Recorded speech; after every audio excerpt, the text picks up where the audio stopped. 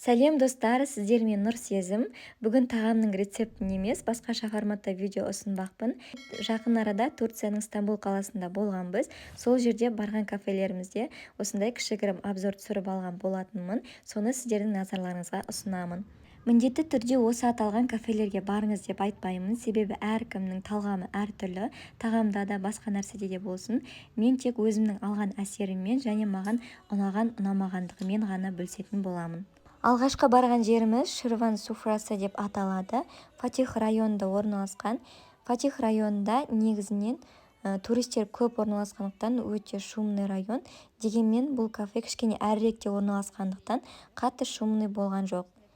Мен өзіме бүгін бірінші беттегі құмырамен және ерекше берілетін тағамға заказ бердім. Тауық етінен және Адана кебапқа заказ бердік.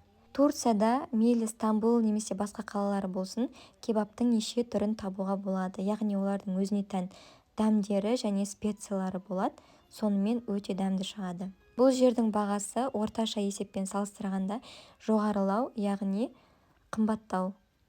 Салқындатылған судың бағасын салыстырып көрген болатынбыз. Сол кезде дүкенмен салыстырғанда 200 теңгеге қымбаттау шықты.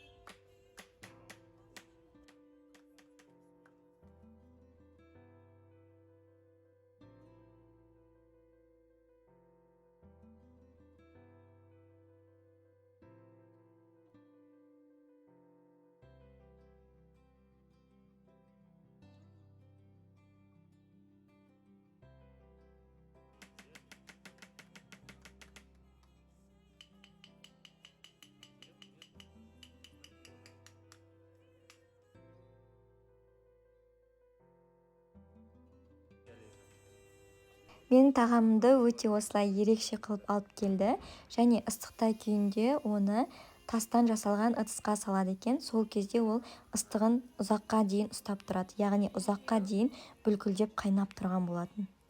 Өте керемет подача және дәмі де өте ерекше. Яғни далада қазанда піскен тағамдардың иісі болады ғой, сондай болып иісі де дәмі де тура сондай болып тұрды.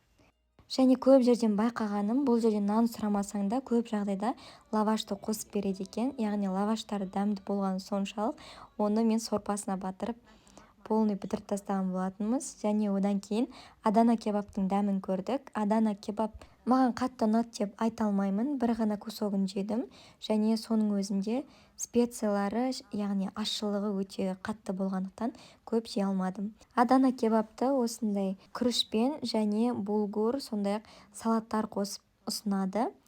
Менің күйеуіме қатты ұнағаны соншалық, басқа кафелерге барғанда да дәл осы Адана кебапқа заказ берген болатын. Жалпы Стамбулдың кез келген жерінде тағамдар дәмді деп айта аламын, және мына біз барған жер өте дәмді болып шықты, бізге қатты ұнаған болатын. Десертке осындай шоколадный суфле заказ берген болатынбыз, оны мороженыймен қосып береді екен.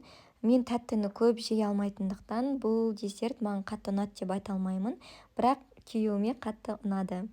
Егер сладкоежка болмасаңыз, алуға кеңес бермеймін.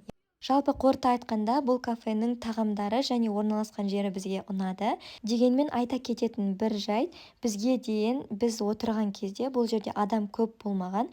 Біз сол үшін де кішкене тыныш жерге отырғымыз келіп, осы жерге кірген болатынымыз. Бірақ кетер кезде олардың көбісі темекі шегіп және ішімдік ішіп отырған болатын. Егер сізге ондай атмосфера жақпаса, обед, яғни түскі уақытта келіп тамақ ішіп кетсеңіз болады. Видеомды соңына дейін көргеніңізге рахмет. Лайк басып, комментарий қалдыра отырыңыздар. Және алдағы уақытта басқа да кафелердің обзорын ұсынатын боламын. Сондықтан колокольчик батырмасын басып, менің каналыма тіркеліп алыңыз.